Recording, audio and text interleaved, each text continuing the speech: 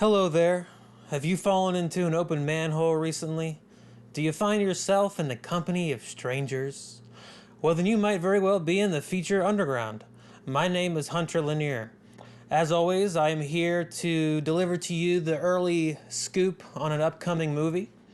This time it is Alexander Payne's The Holdovers, starring Paul Giamatti and Dominic Sessa, which comes out on November 10th, which is this Friday. I am happy to report that the favorite Christmas movie discussion just got a little more interesting. I won't go into the plot too much. As always, I think you can find plot details wherever you want. I'm here to give you my opinion on the movie, and again, no spoilers, nothing story related really, other than the vague outline, which is this is the story of a young man who is at some kind of private boys boarding school in 1970, 1971, somewhere around there. And he is unable to go home for the Christmas holiday to visit his parents, so he and some other children are forced to stay at the boarding school with a chaperone played by Paul Giamatti, who is one of their school teachers and who is coincidentally the least liked school teacher in the entire school. The traditional two characters who are complete opposites forced to be in a single space together, and that's where a lot of the movie comes out of. The first thing that I want to talk about is the overall feeling of the movie.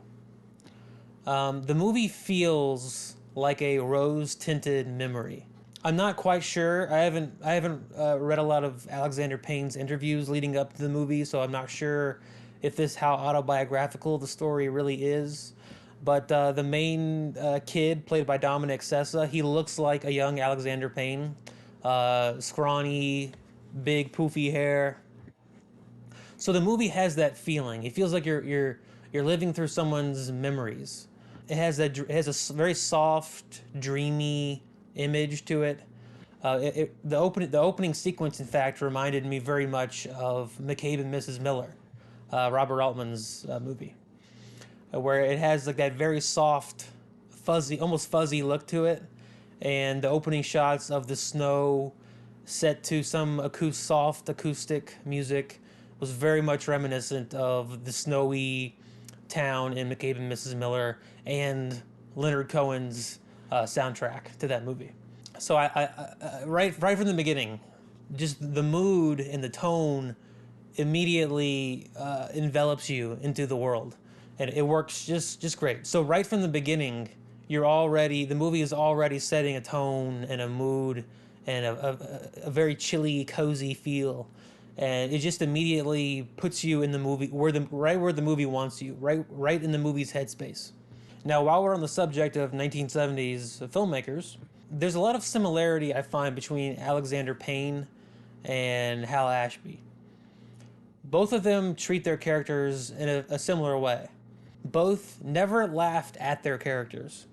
As strange or as seemingly unlikable as the characters were, there was always a sympathy toward them.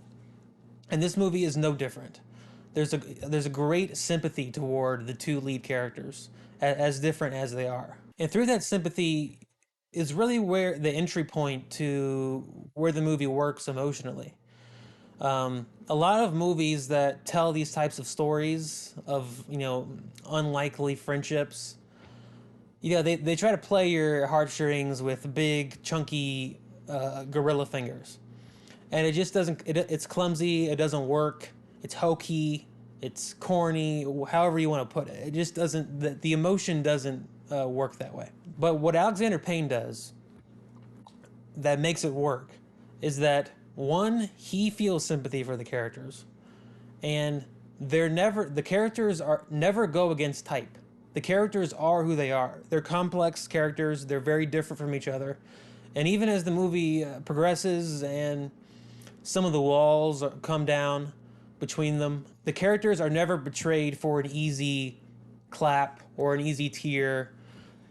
the filmmakers never speak through the characters. The characters are always themselves. And so when you get to those emotional moments and the heartwarming moments, they feel authentic. They don't feel contrived. You don't feel like the characters are meat puppets for a filmmaker to achieve a certain emotional beat or a comedic beat. The same can be said for comedy. The comedy never feels contrived. It always feels like it's coming from the characters up, as opposed to the movie down. In other words, they're not trying to force comedy or emotion onto the movie. It's coming out of the characters organically.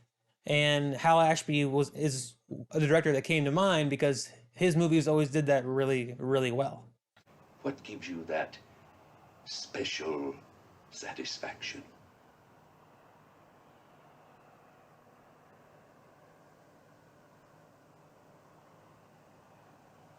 I go to funerals. My only my only prevailing complaint about the movie, and it's unfortunate because this is not something you want to really mess up because it's the final impression, is the ending. The ending's not bad by any means. It's not a bad ending. It's just that it has that very sitcom-y, every little plot line gets tied up with a little pretty Christmas bow. Every character has their little moment, their little send-off. It feels very different than the rest of the movie, which feels very authentic to the characters. The ending feels like, okay, we have to write a nice little ending for everyone. And it doesn't feel authentic. It feels a little too crowd pleasy. My number one issue with a lot of movies is when I can feel the movie on its knees begging me to like it. I want movies to play hard to get. I want to feel like I need to go to the movie. The movie has something. It's confident. It's good. The filmmakers believe it's good. I want to go to the movie. I don't want the movie to come to me. So the ending it lays it on a little thick. There's a moment a little bit earlier in the movie where I thought the movie was going to end, and I wish it had. Now, when I look at movies and the way I enjoy them, I think of it almost like there's three pillars of enjoyment for a movie. There's an intellectual pillar, so it's the movie has some kind of idea or ideas that it's working through. It's asking interesting questions. And then there's the emotional pillar, which involves characters and feelings and digging deep into the human condition, if you want to call it that. I don't know what else to call it. Sorry for sounding pretentious. And then the third pillar is aesthetics, so style. The Holdovers is very much an emotional movie. There aren't too many interesting ideas. There's not a ton of style, I would say. It's shot in a very straightforward sort of way, but not an ugly way by any means. I also love this unique spin on the coming of age movie, because I am not a fan of coming of age movies. Perhaps it's because I don't relate to them. I never felt like a kid when I was a kid, even when I was a kid. And also, coming of age movies deal with a lot of subjects of which I don't think are the most interesting. I don't care if you can't find a date to the prom. What this movie does is that it's half coming of age and half going of age, because both the younger character and the older character rub off on each other. The younger person matures, and as for the older person, he melts a little bit, his tie loosens. I think it's a great angle on this coming of age story to have a going of age story at the same time, because as you get older, it's important to grow up, but there are aspects of being a child and a young person that you also want to hold on to. Now, there are aspects that you want to shed as soon as possible, but there are some that you want to hold on to. And so this movie is a young person and an old person helping each other meet in the middle. And I think that's a great Christmas story. To speak briefly on Paul Giamatti, as always, he's fantastic in the movie. He's so evocative emotionally. You feel for him. You're angry at him. He plays this smug school teacher so well. We've all had school teachers who because they spend most of their life around 15-year-olds. They start thinking they're pretty smart. And this guy, he carries this arrogance about him. There's so many great character moments written into the script that Giamatti just drives home. Even the jokes tell you about the character. You learn more. There's a joke in the movie where he buys some people Christmas presents, and each present is Meditations by Marcus Aurelius, and that's the type of guy he is. You know, he doesn't understand fun at a fundamental level. There's also a scene in which Paul Giamatti unprovokingly, is that a word? Unprovokingly? Let's say it this way.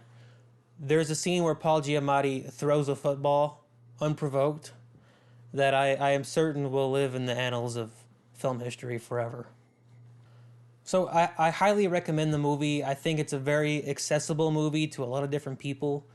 It's funny. It's a perfect Christmas movie. It's a feel-good movie without coming across as cheesy or unbelievable or corny. It's feel-good in an authentic way because the story and the emotional moments and the comedy, they all come out of the characters.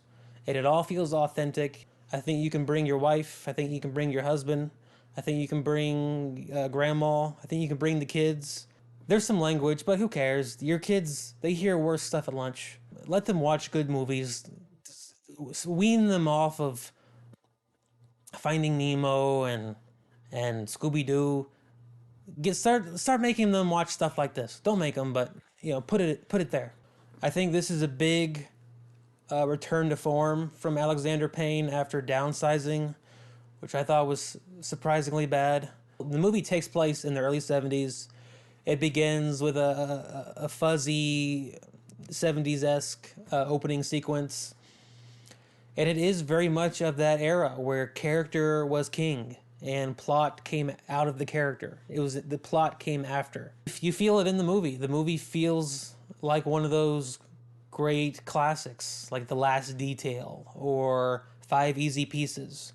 This is out of that lineage, and it's not a ripoff. It's not even an homage.